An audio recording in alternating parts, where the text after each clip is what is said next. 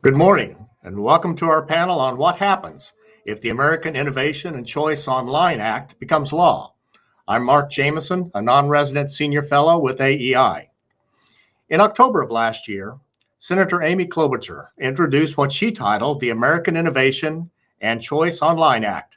It was amended and voted out of the Senate Judiciary Committee on January 20th, but interestingly, even senators voting for the legislation criticized it for being arbitrary and having potential negative impacts on small businesses, privacy, data security, and global competitiveness. The bill is now awaiting action by the full Senate. The bill is important in what it would do. Its supporters claim that it targets Apple, Alphabet, Amazon, and Meta that the bill calls platforms. But as our panel will explain, it will capture other companies as well. If enacted, the law will make illegal certain business practices for platforms that become large, either in terms of the number of customers or of market value. Illegal practices would include unfairly preferencing one's own products or services over those of rivals, unfairly limiting rivals' abilities to compete against the platform, applying terms of service differently to different business users in a way that may harm competition, restricting business users' abilities to access the platform's operating systems, hardware, or software, using non-public data generated when a rival uses the platform for developing or promoting the platform's own products, and impeding platform users from uninstalling apps that have been pre-installed. Now, it's hard to think poorly of legislation that holds itself out as simply making sure that the world's largest businesses act fairly, help rivals, and open their valuable platforms to others. Yet there are problems. Here to discuss these problems are Jeff Eisenach, Jennifer Huddleston, and Michael Mandel. Jeff is a non-resident fellow here at AEI, where he focuses on telecommunications, internet regulation and competition, and policy issues for the information technology sector. He's also managing director for NERA Economic Consulting, and is an adjunct professor at the Antonin Scalia Law School at George Mason University, where he teaches a course on regulated industries. Jeff was a member of the Federal Communications Transition Team for President-elect Donald Trump in 2016, and he has served on a variety of senior positions at the Federal Trade Commission and the White House Office of Management and Budget. He has a PhD in economics from the University of Virginia. Jennifer serves as policy counsel at NetChoice, where her portfolio includes data privacy, antitrust, online content moderation in Section 230, transportation innovation, and the regulatory state. She is also an adjunct professor at George Mason University's Antonin Scalia Law School. Before joining NetChoice, she served as director for technology and innovation policy for the American Action Forum and as a research fellow at the Mercatus Center. Her writings have been published in a number of academic journals and national media outlets. She's also testified before Congress and state legislatures. She holds a JD from the University of Alabama School of Law. Michael's vice president and chief economist at the Progressive Policy Institute, where he tracks the global app economy and conducts research on how technological innovation breeds job creation and improves consumer welfare. Michael is also a senior fellow at the Mack Institute for Innovation Management at the University of Pennsylvania's Wharton School of Business and was chief economist at Business Week. His commentary on the benefits of commerce and technology have been prominently featured across national news outlets, and he's also written 4 books, including an economics textbook. Michael received his PhD from Harvard University. Jeff, Jennifer, and Michael, welcome. To the audience, please submit any questions you have for our panel by emailing Will Rao or via Twitter. You can see the addresses on your screens. So Jeff, let's begin with you. Now, my understanding of antitrust is that it's for keeping firms that have market power, which is the ability to avoid competition, from using that power to harm consumers. This legislation doesn't seem to care whether there's market power and focuses on rivals rather than consumers. Am I right in that? And is that a problem? Well, I think it is a problem, and I think you're right about your characterization of the law. The the antitrust law goes back to 1890, the Sherman Act. There's a long history. Most of the history of antitrust was not very well informed by economics, but beginning in 19, really as early as the 1950s, with some seminal work from Robert Bork and then Richard Posner and what became known as the Chicago School, economics began to inform the way we think about antitrust and the way antitrust can contribute to um, the public interest. And the focus of all of that scholarship, and which is really by and large accepted and embraced and adopted by what's called the post-Chicago school. So people like Carl Shapiro, have differences of opinion about the economic analysis that goes into determining when consumer welfare is harmed by particular business practices, under what circumstances, but don't disagree about the centrality of the consumer welfare standard as the correct approach. Ever since, let's call it at least the sometime in the 1980s, when Bill Baxter became head of the antitrust division and Jim Miller chairman of the Federal Trade Commission, the consumer welfare standard in the Chicago and then post-Chicago schools have governed the way we thought about antitrust. And what you see here, I think, with this legislation is a fundamental shift which we can describe in two or three ways. And first of all, it's a shifting of the burden of proof. So for the select group of companies, which may or may not include Facebook, depending on Meta, depending on its stock price on a given day or week, for some select group of companies, defined broadly but clearly targeted at a particular set of companies, practices which are legal everywhere else in the economy become presumptively illegal, and are forbidden unless approved, as opposed to permitted unless prohibited. The change from the capitalist rule to the socialist rule, or from the ex post enforcement approach, which is central to antitrust, to the ex ante regulatory approach, which characterizes regulated industries. So, as you think about this, I'm teaching regulated industries this semester at Scalia Law, and as you think about regulated industries, what characterizes a regulated industry is that there are prescriptions against on what that industry can do, whether it's in the form of pricing or particular kinds of conduct, which go beyond the kind of common law or general prescriptions which apply to companies and the economy overall. So, in a sense, what we're doing is we're identifying the select group of companies and turning them into a regulated industry under the auspices of the antitrust division and the Federal Trade Commission. So, what are the implications of that? I think really what we're doing here is we're moving into an area of which, as Posner and Stigler and others explained also during the 70s and 80s, and I teach this very much as part of my course, the problem with regulated industries is it is the exercise of the sovereign power of the state to transfer wealth from one group of economic actors to another group, and there's a demand for that. Stigler described this, the economic theory of regulation, that people would demand. There would be a demand curve for that and a supply curve for that, and people would expend resources in order to accomplish that.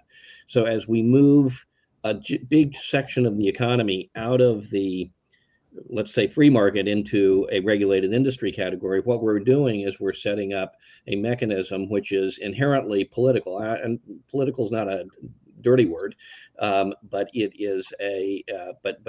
does imply that you have the opportunity for economic actors to expend resources to try to extract rents from their competitors. And at the macro level, I think that's very much what's going on here. In terms of the politics of this.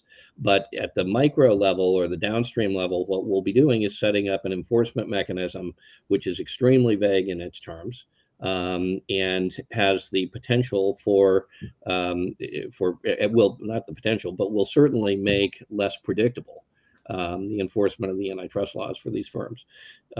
So maybe long answer, but I think to sum that up in a word, what we're going to see here if this passes is the politicization of antitrust, and I don't think that's a healthy thing.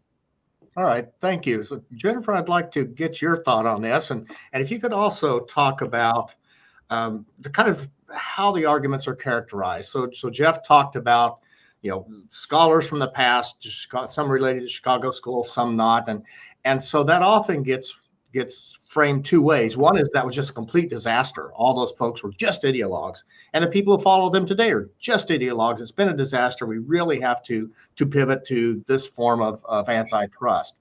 Tell us what your thoughts are, please. Well, as Jeff pointed out at the end there, particularly, this is really about a shift away from a very objective standard in the form of the consumer welfare standard to something that would be more subjective. Advocates of this policy don't seem to run away from that idea. They want to have that power vested in another agency. Right now, it would be largely vested in the FTC. We've seen a lot of moves with the FTC to use this power, particularly against big tech companies.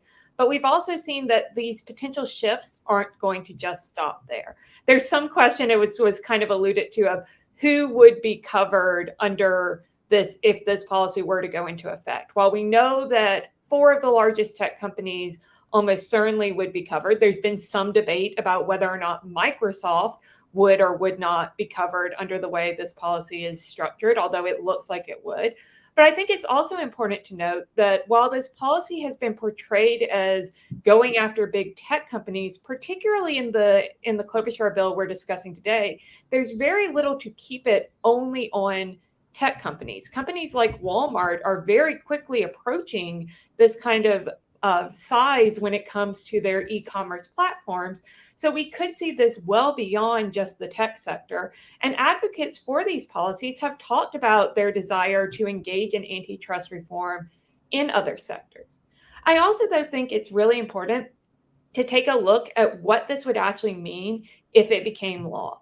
Our title today is what happens if these proposals become law. And I think we need to look at that not only from the sense of what does that mean in terms of regulation and the impact that could have, but what does that mean for the everyday consumer? What changes might a consumer actually see in many of the products that we enjoy and find beneficial? Because what the actual changes that this supposed ban on self-preferencing would have would be taking away some of those features that consumers enjoy. So if you're in a new city and you type in restaurants near me in Google, you're going to get that map at the top with restaurants starred and their hours and their reviews and all this information that kind of helps you make that decision without scrolling through all the results.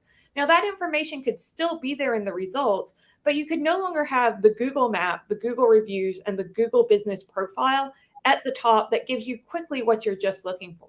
Similarly, when you go to shop on Amazon, you would no longer see that Prime badge right in your search results, letting you know which items were eligible for Prime, or see those Amazon basics or other Amazon generics at the top. So I think when we're thinking about these proposals, we can't only think about what their impact would be on large platforms. We need to think more broadly about what their impact would be on consumers and on the small businesses who have really benefited, particularly over the last few years of the pandemic, from having these technological innovations available.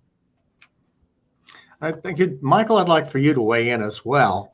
And it just seems to me that what this legislation is wanting to do is to take firms based upon their success. They've attracted a lot of customers. They've reached a certain, capitalization in the marketplace, and saying no more business model for you. Now we control your business model.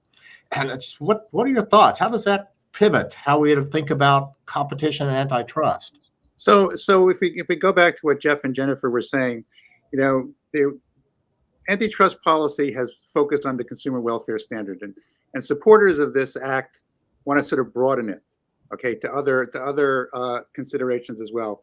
And my view is that even if you broaden it, these companies are actually outperforming most of the rest of the economy. And let me actually sort of check off, the boxes here. I won't talk about consumers because Jennifer sort of hit that really well, but I will point out that when we sort of look at inflation, the inflation in the tech, e-commerce, and in fact telecom sectors has been super low, okay, in the last couple of years.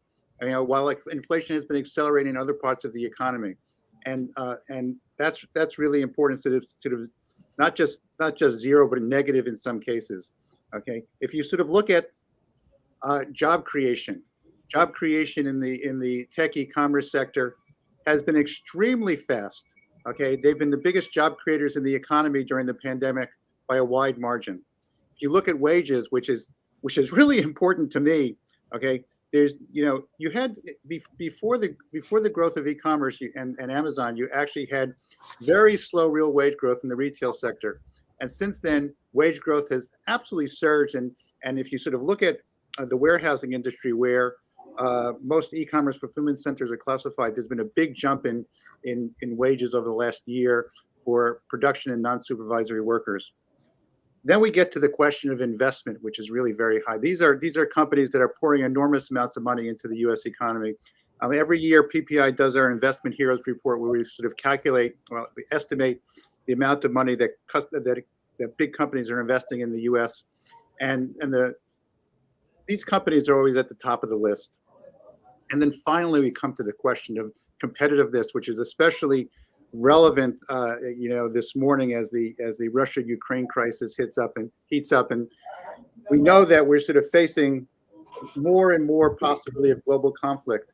And PPI recently put out a study by a couple of Duke economists, which looked at which companies in this country were investing in research. And it turns out over the last 20 years, there's been a pullback of corporate research, except in the tech sector.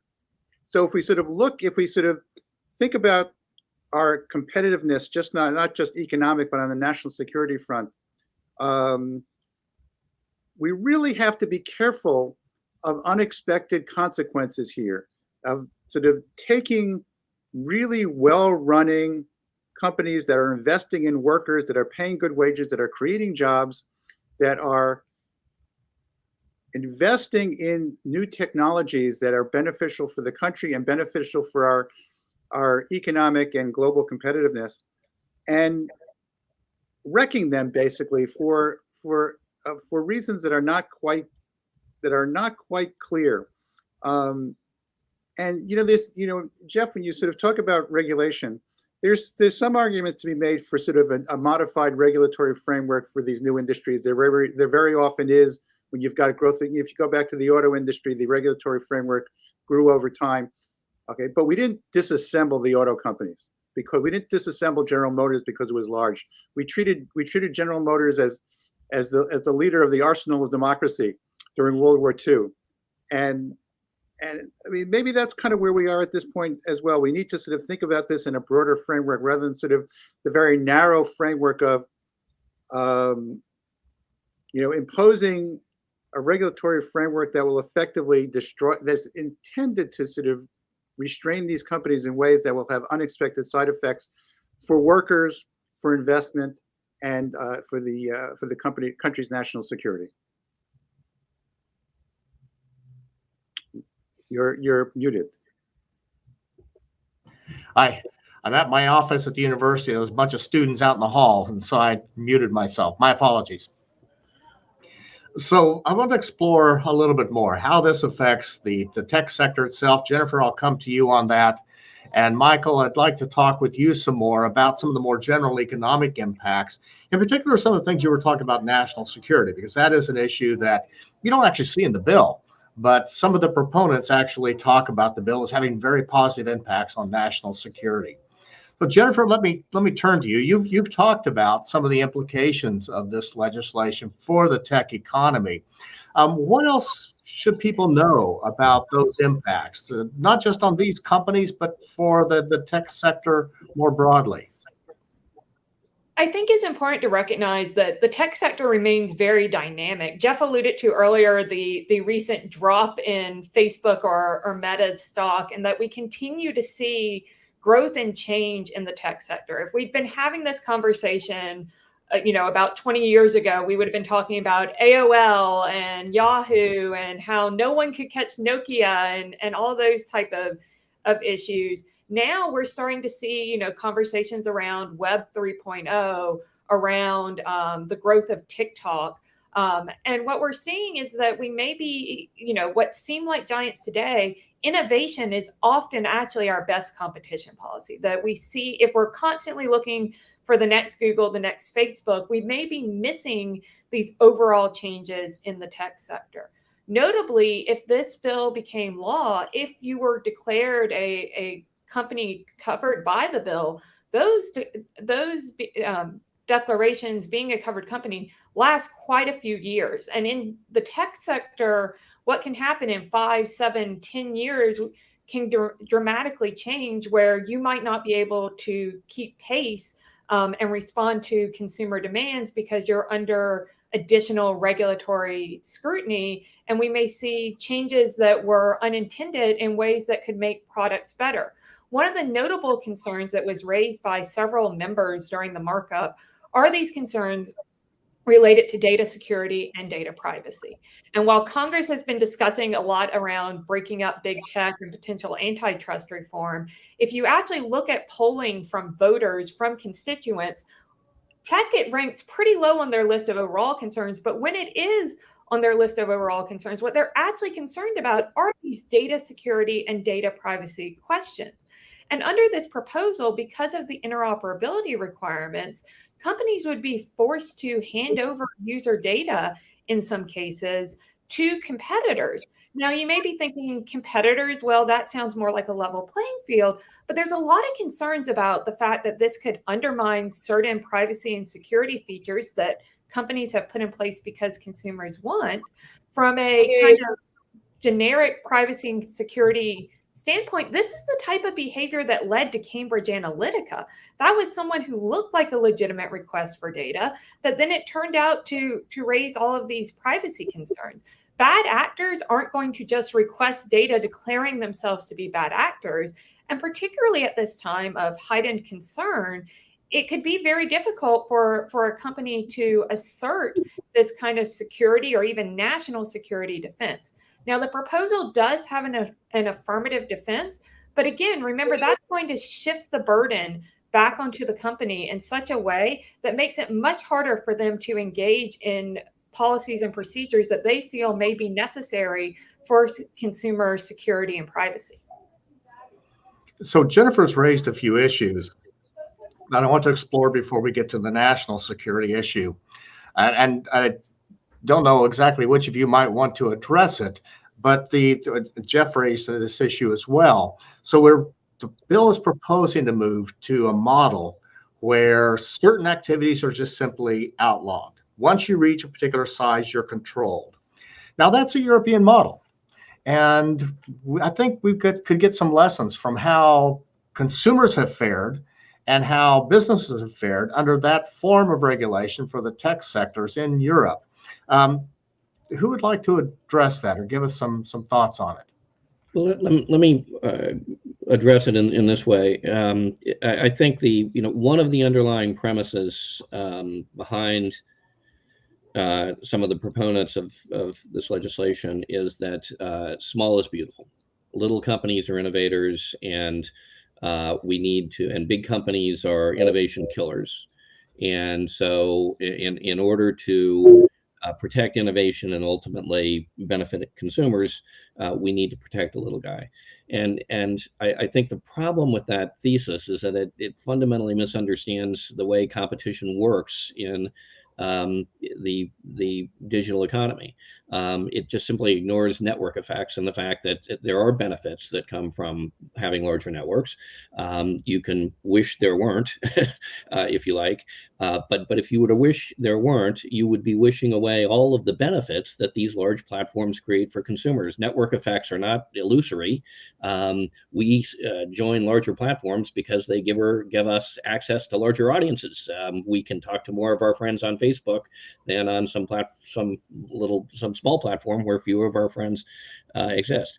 So so there are benefits to bigness, and I think my favorite kind of anecdote about this goes to the diapers.com story, which people who have read Lena Khan's original article will recall as kind of the poster child of her explanation for why Amazon was the equivalent of Standard Oil and Rockefeller, and her complaint is that Amazon purchased diapers.com and ultimately shut it down. And the thesis, this is the killer acquisition thesis, that diapers.com was challenging Amazon. It was a threat to Amazon's dominance. And so Amazon looked out and said, aha, threat to our dominance. Let's buy those guys out and make sure they don't. So there are two problems. One problem with this is the thesis that diapers.com was a threat to Amazon's market power, which is ludicrous. But the second problem is what happened with diapers.com is that Amazon, I believe, number is $300 million, paid $300 million for diapers.com. The creators, the entrepreneurs who started diapers.com, created jet.com, which became this huge online retail platform and was purchased by Walmart and became the nugget, the beginning of Walmart's now very successful challenge to Amazon. So, how does competition happen in this space? It happens when Walmart competes with Amazon. It doesn't happen when diapers.com. Nothing against diapers.com. They're providing a service. But if you want competition to Amazon, you're not going to get it from diapers.com. You're going to get it from Walmart. And this notion of protecting the little guy as the innovator, no, the innovation that's happening that matters is the innovation that Walmart is bringing, that other large competitors, large platforms who are able to bring these network effect benefits to consumers, that they're bringing. That's what we want to be encouraging. I just want to jump in here really quick and mention what is going on in Europe right now to get back to your original question. I think it's really important to look at the global debate as well, and to look at the increasing global competitiveness around these issues, particularly when we're talking about issues related to the potential national security implications that these proposed changes could have. As you mentioned, in many ways, this is the approach that we've already seen happen in Europe. And when you look at where are the most innovative companies, where are the most successful companies, you don't really see European companies on that list, in part because of this concern about regulation, about the before effects of regulation as opposed to the ex post regulation. But I think it's also important to bring up that the debate around potential antitrust changes in the US also doesn't exist in a vacuum. We're also seeing debate around the Digital Markets Act in Europe that is largely targeting American companies for their success and would have a great impact on the ability of American companies to compete in that market, and has actually been called out for the fact that it is effectively targeting American companies rather than looking at competing with American companies. All right, thank you. Michael, let me bring you into the discussion here. You've already talked some about consequences for this particular legislation, for the economy in general. What would you add to that? Because there are businesses and consumers not necessarily buying tech or being involved in the tech sector, that there might be some repercussions for them. What are your thoughts? If you look at the performance of different sectors in the economy, both in terms of prices, in terms of jobs, in terms of productivity, basically in terms of everything that we care about, the tech and e-commerce sector has outperformed pretty much everybody else, and has been really beneficial. And when I'm including the tech and e-commerce sector, I'm not just including the big companies, but I'm also including all the small companies as well. So it kind of adds in everything. And you sort of look at this and you sort of say, right now, you can think of the tech and e-commerce sector as kind of a well-oiled car that's running really well. And that puts this bill as an equivalent of sort of opening up the hood, taking out the parts and saying, we can make this car run better, even though all the other cars in the lot are pieces of junk, right? And so we're actually going after the best performing part of the economy, not just for consumers, which is a large part of it, but for workers, okay, for productivity, and for our national competitiveness. And that's just not a really good thing for, I'm going to speak for progressives at this point, for progressives to do. It's a mistake. and it may be, given it may be a historical mistake at this point to wage this sort of attack at this moment in time, especially given what's going on globally. All right. So one of the things that's talked about is the national security issue.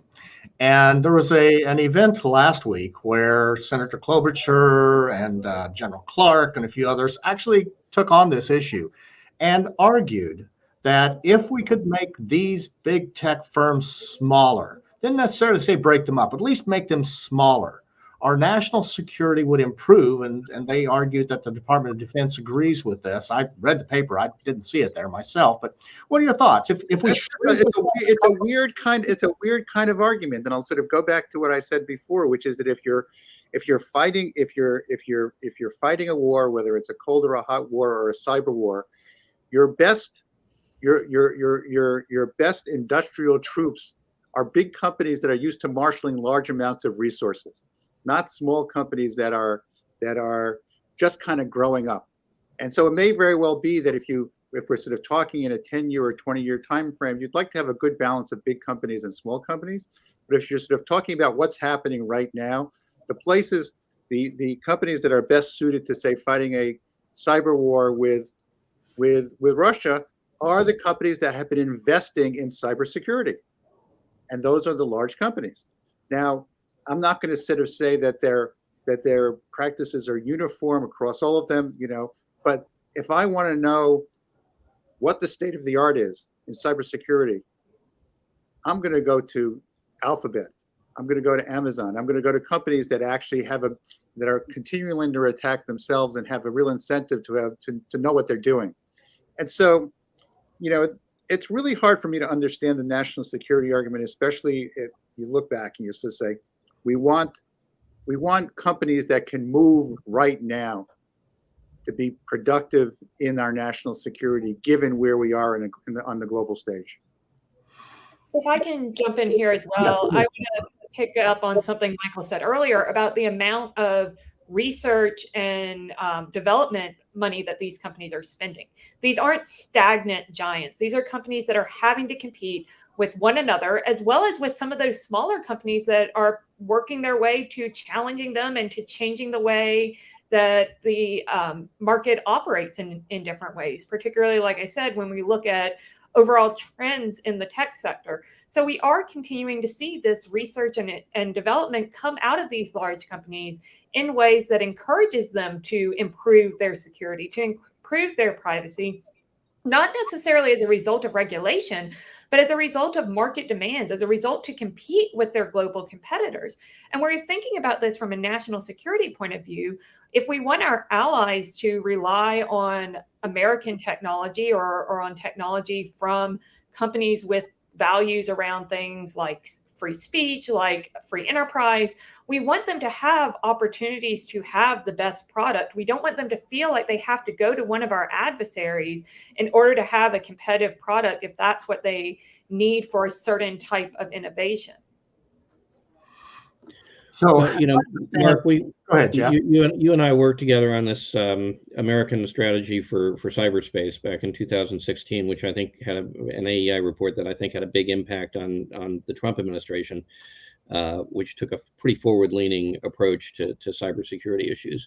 And one of the things that became clear from that was that preserving America's leadership. Well, first of all, that America's leadership in these high technology sectors ranging from 5G to artificial intelligence is very much at risk. And the leaders of that effort, of the American effort on that front, is not the United States government per se. The United States government can create the conditions under which the private sector can innovate.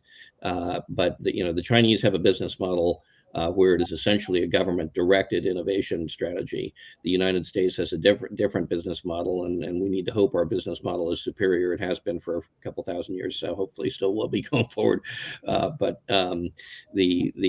for us to be crippling the engines of innovation that are creating the technologies that will not only in the narrowly defined national security sphere, but in the more broadly defined sense of preserving technological superiority over our national security adversaries. For us to be kneecapping those companies at this particular moment in time seems unwise, to the nicest thing you could say. Definitely a mistake. Yeah. So if I could just summarize, talking about the innovation space, the economic research over a very long period of time has shown that the market structure, the distribution of how big companies are, really doesn't impact innovation. Big firms innovate, small firms innovate. They may innovate differently, but they both do innovation. And so cutting off one type and saying, well, we're just not going to have innovation from those just seems to be self-defeating. You're certainly cutting off some of the types of innovations that may happen. I hear, though, the counter argument, and I heard this last week in other events as well, where they would say, well, the cutting edge innovations we need come from just small firms. So we want to suppress the large firms because we want the small firms innovation, but that defies the definition of innovation. If you know what you need, it's no longer an innovation. So I just don't get the logic behind some of it. Also, that comment that you just made also presumes that there's one strategy for a small firm to get the innovation out there. So in other proposals we've seen a much more targeted approach at changing mergers and acquisitions, things that would make it much harder for particularly large tech companies to acquire smaller companies. But we have a very healthy startup ecosystem in the US, in part because there are so many different investment and exit options. So for some innovations, the answer may be that they start small, they rise up, and they're this thing we could have never imagined a decade ago, and then in another decade can't imagine our lives without. Others may be seeking to make an existing product better, or a large company may see a way to integrate that in a way that dramatically improves the consumer experience and makes existing products better.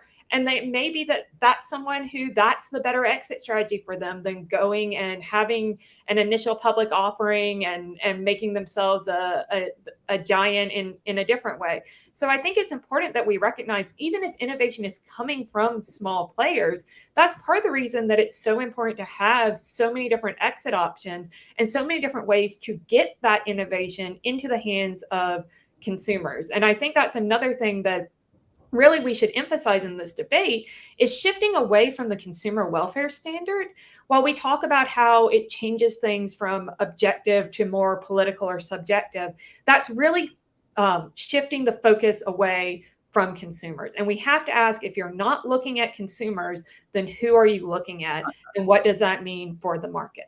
I'm less worried about shifting away from consumers than I am about actually just being honest in what you're sort of trying to sort of look for.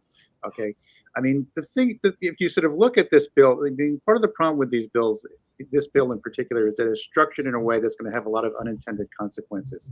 It has very broad language, has very large penalties, and the removal of the consumer welfare standard without substituting something else. Okay, you can imagine other things to substitute. You can sort of imagine substituting competitiveness. You could imagine substituting stakeholders. You could imagine substituting anything, but the lack of any kind of principle means that companies are going to be shifting to a compliance mentality, and we know that a compliance mentality is going to lead away from innovation. There was a recent article that just came out about Google's funding of DeepMind sort of leading to better control of potential fusion. Okay, and who knows if that's going to pay off in the short term or the medium term or the long term, but you can be absolutely sure that smaller companies would not be able to be making that kind of long run funding and research. It's very obvious. And so I think that we know what happens when companies shift to a compliance mentality. You end up with the decision framework gets shorter. You have less investment in risky research, and the payoffs for the economy are much smaller. So, Jeff, Michael was referring to some things that you started off with when our panel, and that's some of the vagueness. The legislation says you can't be unfair. It says you can't do things that may harm competition. It says that you can't be you can't discriminate on what other businesses might do. You've been in antitrust for a long time. When the guidance is that vague, then what happens? Well, what happens is you shift control of any internal project and internal decision making in big companies from the engineering and innovation department to the general counsel's office. So if essentially lawyers, right? it's good for the lawyers, and it may be good for economic consultants like me at some point. But the more litigation is bad for the world, but there certainly are people who benefit from it, but those aren't that's not the objective, right? That's called deadweight loss. Gordon Tullock had a beautiful graph in his 1967 article that showed exactly what happens when you transfer resources to I think Michael put it perfectly, a compliance mentality. So I think that's exactly the opposite of what we want to be trying to do. I do want to say here that the larger risk here, I think you can almost characterize as sovereign risk, right? So for people who do business internationally, the ability of the government to come in and take from some in order to give to others and do so in a way that's fairly arbitrary is something that you have to take into account. And the less the rule of law governs, the more sovereign risk comes into play. And sovereign risk affects the incentives to innovate. It affects the ability to be successful and to profit from that. It imposes a layer of regulatory risk on the entire economy. And you can see the results of that in places like Brazil, in developing countries around the world who have not been successful in putting in place the kind of rule of law system that we have in the United States. And I think there's, maybe on both sides of the political spectrum, a willingness to put that at risk in a way that's very dangerous. So I'd like to move to questions from our audience. I'd like to explore more some of the concerns about interoperability, you have to open up your computer systems to your rivals, and the implications for privacy and security that Jennifer talked about. Those are really going to impact customers. But let's go to see what some of what the audience is interested in. First question, actually, Michael, I think it's directed towards you. It says, Michael made a good point that corporate research has been pulled back in every other sector besides the tech sector over the last 20 years. If size and integration has allowed that research in tech, why has it not done so in other industries that have also grown over the last 20 years?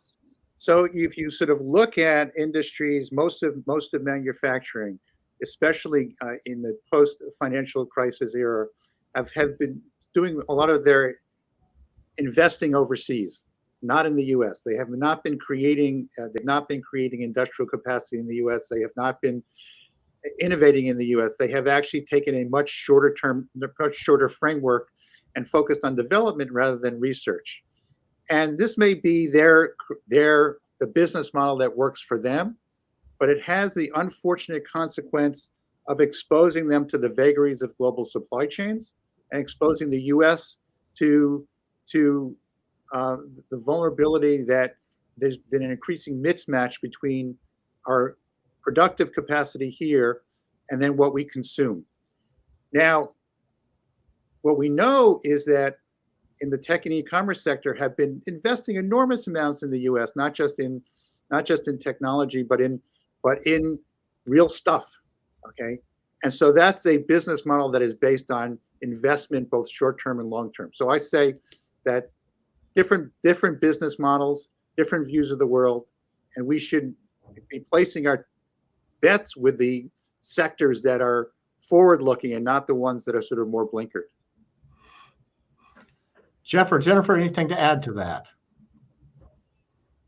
Well, it's a famous line: "Feed success, starve failure." So, That's exactly. I think we consider summarize, okay, this entire debate in that way. Is that what the what works is that if you have something that's working, keep doing more of it. Okay, don't do less of it. All right. You'd say back in the South, if it ain't broke, don't fix it. That's right. All right, so let me go to another question, and Jennifer, it's directed to the entire panel, but I'll direct it to you, and the others can chime in. It says, do the panelists have qualms with this bill specifically, or with the greater movement in Congress to reform antitrust law? Now, I'm not sure I'd agree with the term reform, because some of it's wholesale replacing, but it's for you to decide. For example, can the Open App Markets Act have merit while this bill does not? Jennifer? So I think this question kind of gets at a good point of how much can we consider each of these bills in a vacuum, and how much do we have to look at what seems to be the overall congressional appetite to, as you said, basically replace existing antitrust law with something that would much more closely resemble a European model. When it comes to the Open App Markets Act, I think there are a lot of concerns with that proposal as well. We could have a whole nother hour-long panel just on that. Maybe we will at some point, but particularly around those privacy and security concerns when it comes to that proposal. So I think that both we can analyze each bill in its individual capacity, as well as kind of really ask the underlying question of what are these bills as a package trying to do? We saw in the House originally that all 5 antitrust bills were kind of marked up in the same sitting. Those of us who remember sitting there about 23 hours last summer watching that markup go on. With the Senate, we've seen them kind of discussed more one at a time. But just as I mentioned with, considering the more global environment that antitrust reform is being debated in, I think we can't ignore the fact that these bills don't exist in a vacuum, that we're seeing this broader debate at a potential seismic shift in the way competition law would work in the US, and that we really have to ask about what that would mean from an economic perspective and from a legal perspective, not only for the tech sector of the economy, but for competition policy more generally, when it comes to other elements as well. All right. You raised a really good issue that I'm going to defer towards the end. And Jeff, I'm going to take it to you. And that'll be the issue, given your experience that you've been in government and economic consulting in many different roles over the years. What's really going on now with all these legislation and all these different types of legislation? What brought us here, and where does it take us? So I'll leave that question for you towards the end. Let me get back to one of the questions that the audience has. And it asks this to anyone in particular. Does breaking up big tech have any implications for the U.S. labor market? Michael, I think you've talked about this a little bit, with structural separation until fewer employees being hired at each company. Michael? So actually, it's really interesting. You go back and you look at Kodak. Okay, Kodak was a great company. Okay, it had both a lot of R&D and also had a lot of production of film and cameras. And you look back, they actually published their what they paid workers, and they paid workers really well in their factories. And you look back and you sort of say the integration of production workers with headquarters workers ended up being a good thing for the production workers, because they were part of the same benefit structure. They got benefits of the profits. And then you look in recent years in manufacturing, when you sort of split off the production workers, say overseas or outsourcing, and it becomes much easier to sort of pay production workers less, okay, or non-supervisory workers less if you've got them split off from the headquarters. And I find it really odd what's going on here. This notion that these companies should be broken up or made smaller. Well, right now, what's happening, if you're an as Amazon fulfillment center worker, you're in the same benefit structure as everybody else is. You're in a profitable company. You're getting the benefits of that.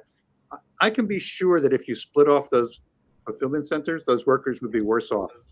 And I don't quite understand the purpose of doing this. I think what we've seen is that in economies of scale companies, that the more people you roll into them, the better off everybody is. And so I think that that fewer workers would be getting the benefits of tech growth and e-commerce growth if we made these companies smaller. So that's the way that I think about it. It's really a weird move. It's the best way I can put it. All right. Anybody else have anything to weigh in on that? Because that is an issue that's brought up. The larger the firms, the more the employees suffer. There is no evidence for that. If you go and you look, these firms pay higher wages for people with the same level of education. Okay, nobody, if you look at, you can sort of, Amazon put in a floor for its e-commerce fulfillment center workers, and then they keep publishing the wages, and the wages keep going up and up and up and up and up until in many parts of the country these are lower middle class wages. And when I sort of talk to people who sort of say that workers are made worse off, there is literally no evidence for that. Okay, so let me go to another question. Jennifer, maybe this is for you, because you've raised this issue. It says, is it possible to have a robust national privacy law, for example, that doesn't result in the compliance mentality that Michael was warning us about? Would this not be the outcome of any tech-related law, some of which the panel has agreed are necessary? I think it's important to recognize what antitrust is designed to do. Antitrust is a very specific tool to deal with competition-related issues. The concerns about privacy, concerns about content moderation should not be dealt with by antitrust law or antitrust enforcement action. When it comes to what a federal privacy law would look like, I don't want to get into too much details, but again, we could certainly do a whole nother hour on that. But I do think it's interesting to consider the pro-competitive effects that such a law could have. Right now, particularly smaller firms are having to deal with a growing patchwork of state laws. If you have a federal framework, that will allow platforms of all sizes to know what the rules of the road are and to be able to compete more on a national scale. Now, of course, there are a lot of concerns about compliance costs. There are concerns about the impact this could have on other issues. But I think when we are looking at the impact that a privacy framework should have, we should be looking at a way that it could actually be a pro-competitive tool rather than something that just works for the big guys. All right, so I have, Jeff, I'm going to now turn to you for my last question, which there's some questions from the audience related to it, so I'll give you all of them. But then after Jeff answers, I'd like to get final words from each of you. So Jeff, I was asking you kind of what brought us to this moment and where does it say that we're going? But there are two questions perhaps related to that. One question is, what would you say to people, namely conservatives, who are upset with how big tech's power size can influence how online speech is treated? Many of them feel like this bill is their only chance to get back at big tech for bad content moderation policies. And then it says, following up on that question, if you're a Republican lawmaker and you have constituents who are angry at big tech for online speech issues, but might not necessarily understand the nuances of the bill, how could you justify voting against it? So help us understand what's going on here, Jeff. Well, so we put direct questions and direct answers, I think, are called for. So, for many people, and I tend to be pretty sympathetic to this point of view, the tech companies are not above reproach from either a liberal, what you have here, big picture, is you have the coming together of two sets of political views, which agree on almost nothing except that the tech companies are problematic. So if you're Elizabeth Warren or kind of the traditional progressive, left-wing progressive. You don't like them because they're big. You don't like them because they're successful. You don't like them because they're private. You don't think Elon Musk pays enough taxes. You essentially like to take away all of that wealth, put it in the hands of the political state, and you think that you could use it better if the politicians were deciding how to allocate that capital rather than the private sector. So that's a point of view that almost nobody on the right agrees with. If you're the conservatives, I think the two questions put it well. And I'd add to that, which is the concerns about the role of the tech companies in content moderation, their political views of their employees. I think when Google employees stand up against come out and say we can't work with the U.S. Department of Defense, but we're fine doing business in China. I think that rubs a lot of people the wrong way. And I also think the roots of this debate go back to the net neutrality debate, where the tech companies were the very, very aggressive and forward-leaning in what was essentially an attempt to use the power of government to take to their competitive advantage vis-a-vis the telecom companies. And so I think there's an element of what goes around comes around. In all of that. All of that having been said,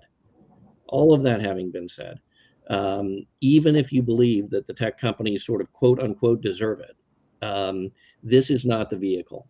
And I think that has to be the answer, that creating sovereign risk, destroying the rule of law, giving, whether it's Lina Khan or some other chairman of the Federal Trade Commission, the kind of unbridled both authority and discretion that's implied here is not a good idea for the United States. It's not a conservative principle. It violates conservative principles.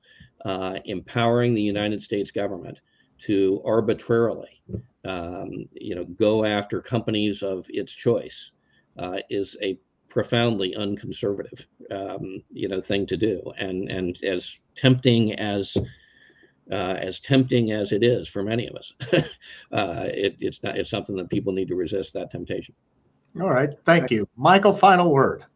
Just briefly, content moderation is a hard problem no matter what. This is not the right bill for doing this. But I will say, going back once again, that we've got a part of the economy that is functioning well. It's functioning well for workers. It's functioning well for the larger economy. It's functioning well for consumers. Why do we want to break it? It's hard to see. I mean, we can imagine that there are ways of improving regulation in this area. Okay, improving, because this is a new area, just the way that autos were a new area. It took years to sort of develop the right safety standards, and this is the same sort of situation. We're feeling our way at this point. We don't want to have something that breaks a really finely running part of the economy.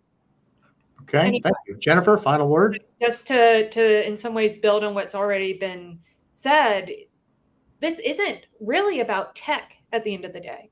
This is about dramatic reform to U.S. competition policy.